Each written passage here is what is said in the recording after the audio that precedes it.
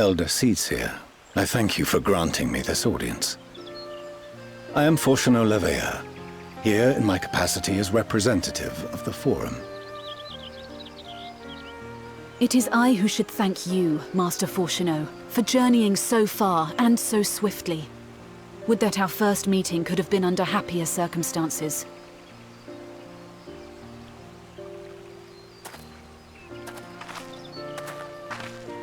It has been too long, Father. You look well. As do you both. Ameliance will be glad to hear that you are taking care of yourselves. How is Mother? She misses you terribly, of course, but is otherwise a picture of health.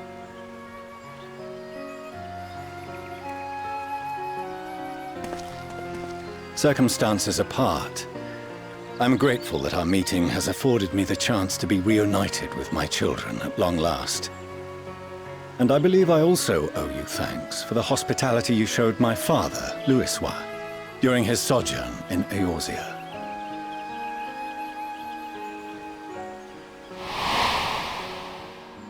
All thanks we owe to him.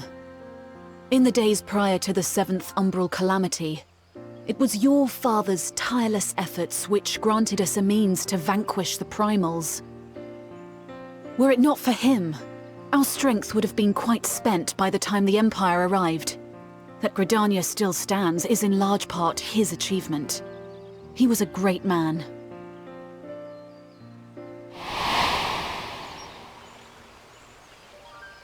He would doubtless have been moved to hear you say so.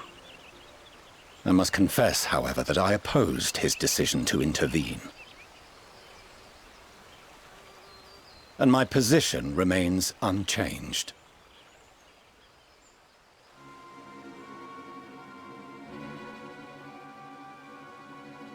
To chart the course of history, not to change it. I am familiar with the Sharlayan stance. It is more than that. It is our way of life. Who we are. But I came here not to deliver a lecture, but the Forum's answer to your request. Sharlayan will under no circumstances intervene in the conflict between Eorzea and the Garlean Empire.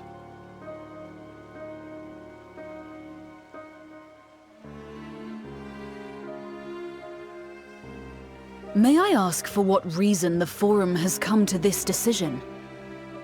The final days spell the end not only for Eorzea, but the entire world. The final days? Pray spare me your hyperbole. This conflict is no more than the latest in a series of petty squabbles between yourselves and Garlemald, one in which Sharlayan will take no part. If the final days were truly upon us, we would know. Father, you must ask the Forum to reconsider. You may feel safe on your little island across the waves, but if you imagine the Telophoroi will leave you be, you are mistaken. They mean to kill us all, themselves included. Alphinaud is right. We have seen what the enemy is capable of, the lengths to which they'll go. This is no time to turn a blind eye. If Eorzea falls, so too will Sharlayan. So if you truly love our homeland, you will join us. Now, before it's too late.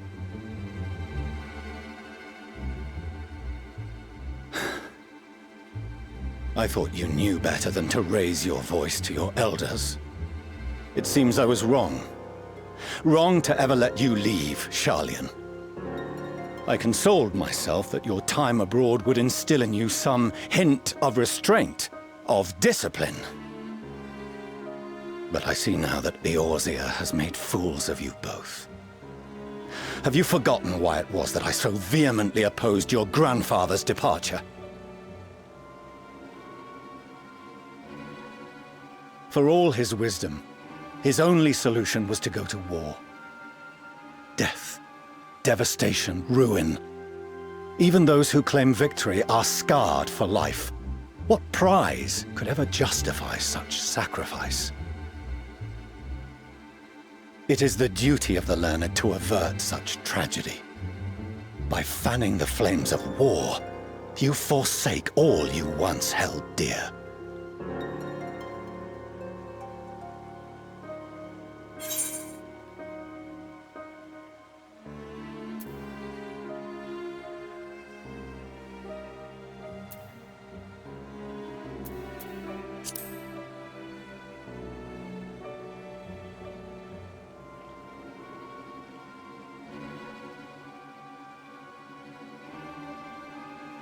I see your friend shares your misguided ideals. But unlike him, you should know better. By espousing such barbaric notions, you subvert the teachings of Sharlayan and place all we have worked for in jeopardy.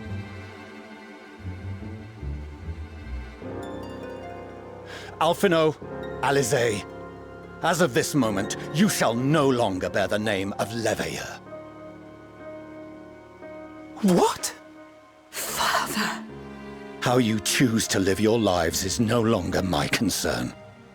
If you wish to walk the path of ruin, I will not stand in your way.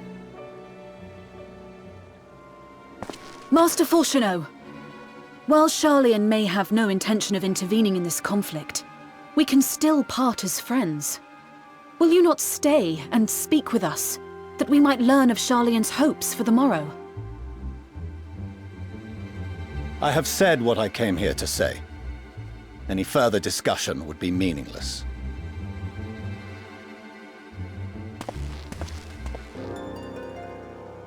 Father! Wait! Don't bother, Alizé! How can you stand there and watch him walk away? How can you let this happen?